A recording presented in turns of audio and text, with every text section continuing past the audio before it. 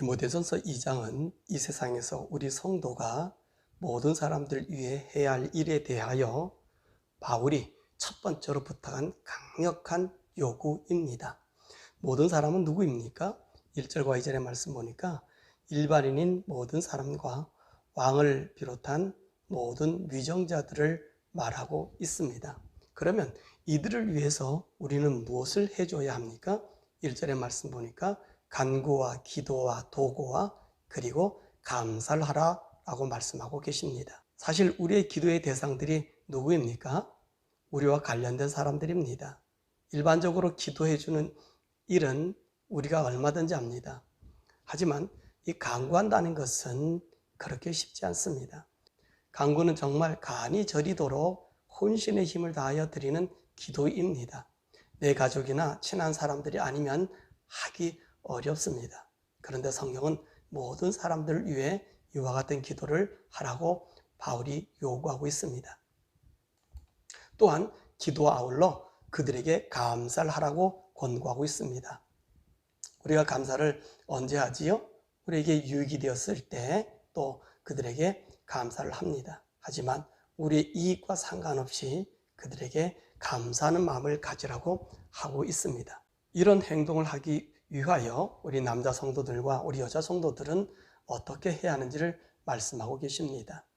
8절, 남자들에게는 분노와 다툼이 없이 거룩한 손을 들어 기도하기를 힘쓰라고 말씀하고 계십니다.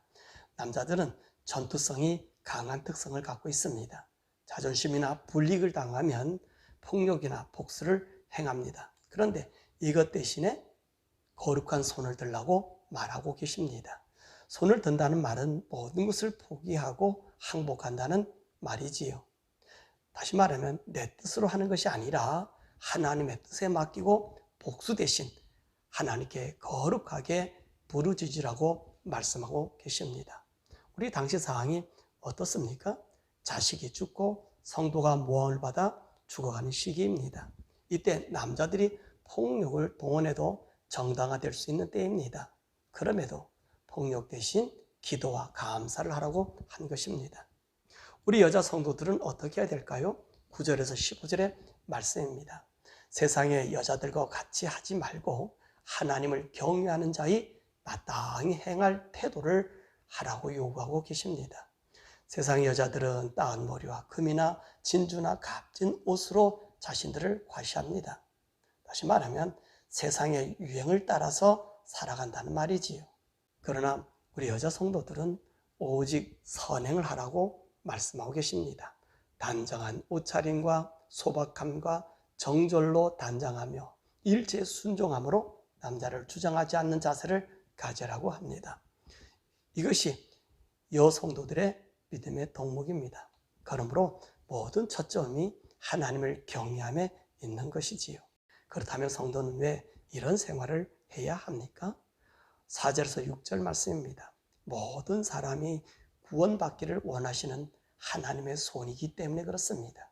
그래서 하나님께서도 우리 인간들을 위하여 6절의 말씀 보니까 자신이 대속물이 되어 주셔서 5절에 하나님과 우리 인간과의 다리를 만들어 주었기 때문에 성도들 또한 주님의 뜻을 따라 불신자들에게 하나님이 저희들의 아버지이신 것을 알려주는 다리의 역할을 감당하여야 하기 때문입니다.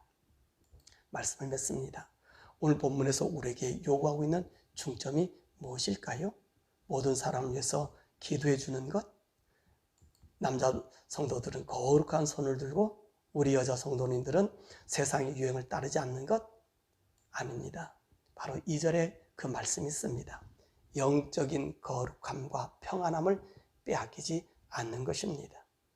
이런 우리의 영적인 평안함을 항상 유지할 수 있고 거룩함을 유지하는 이런 모든 일들은 우리의 힘으로는 참으로 불가능합니다. 또한 할 수도 없지요.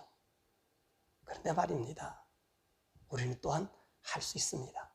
바로 성령님과 동행하면서 그분의 인도함을 받아 날마다 그분과 대화하면 되는 것입니다.